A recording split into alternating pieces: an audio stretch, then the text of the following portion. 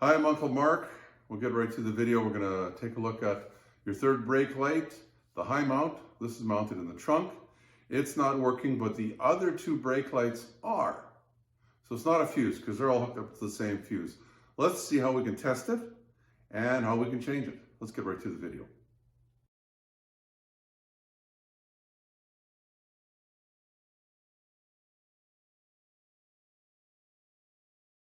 So we pop the trunk open and we look straight up and there's the light and the connector is to the right, and it's going to be hard for me to show you, so I've got it out.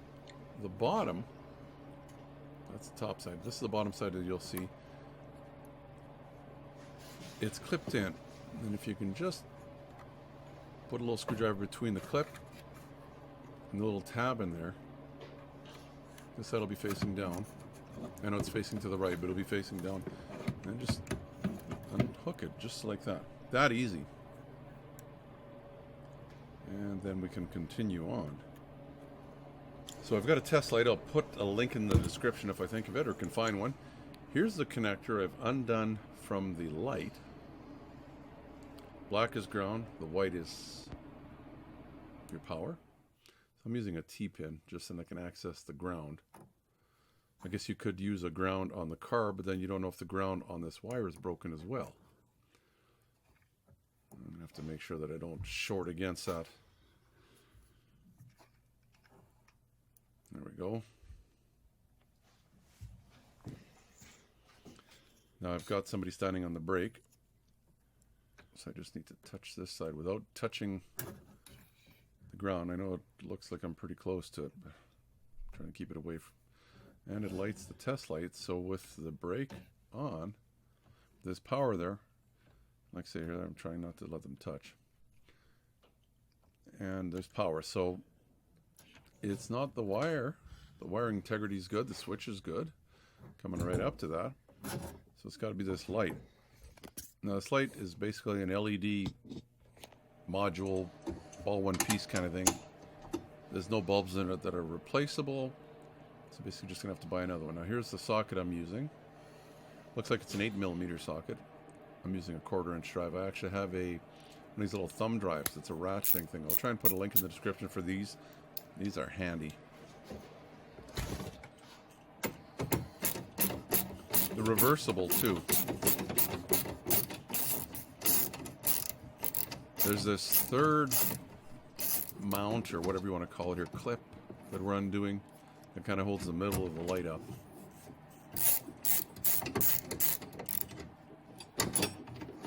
Get rid of that first. And there's a bolt on that side, and there's a bolt on that side. Way over. Oh, here, I'll show you. There you go. Now it's in the shot. So the same kind of thing, just super long though. They must be like an inch long or more. I don't know why they have to be that long. You see how long they are? Whatever, I guess that was the bolts that they could get cheap when GM was building these cars.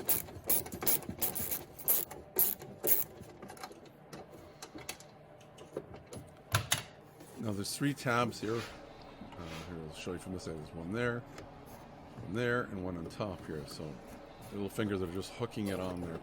Let's give it a little push. The tabs a little bit. This unit should come out. Try and get this down. There we go. It's got little tabs, as you can see. There's 3 of them there that kind of hold it in as well. I'll just have to unhook this little connector. It's hard to see what I'm doing, but it's just got a little tab that's holding it on. I can just lift that up a little bit. And then it should be able to just pop out. You should be able to get these brake lights through an aftermarket, somebody or other. And that's it. And the new one will just go in backwards. Or reverse the process, I guess is the right way. Fan finally shut off, that's nice. So it goes in basically only one way. You might have to steady the light from up here. You want to make sure that that light is popped up in its hole or whatever there, because it's actually possible to screw it in there and not have the light showing. Ask me how I know. We're sitting kind of sideways when I first did it. You might have to stick your hand from the top there and hold it steady. And then plug that back in, and then just tighten these guys up.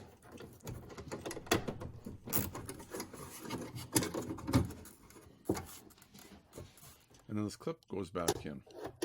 It's got 3 fingers, so they just fit in there. Hold against the back of the LED light, and then this little screw. It's kind of a, I don't know. I don't like the system, but that's how they do it. And then just double check to make sure it works. Yeah, that third one's working this time. There you go. Well, that's going to do it for the video. That third light is not fixable.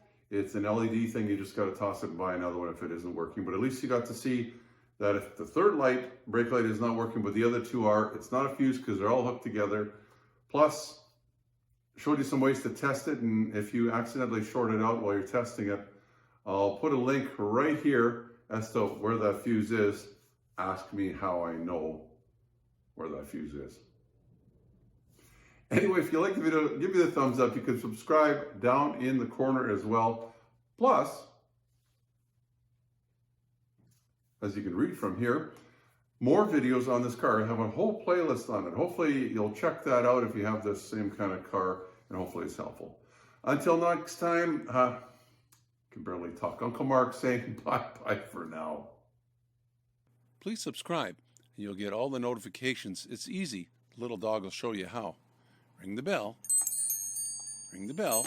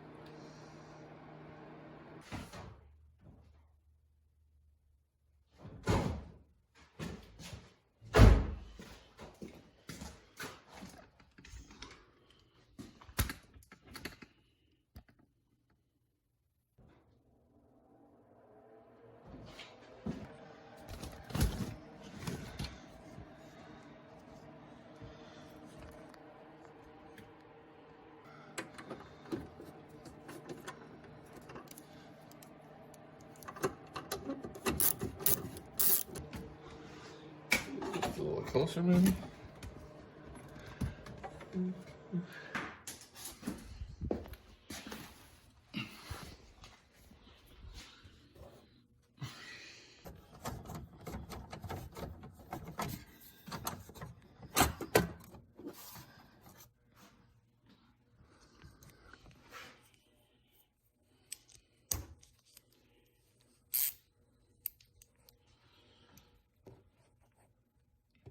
You can also subscribe down in the corner if you haven't done that already.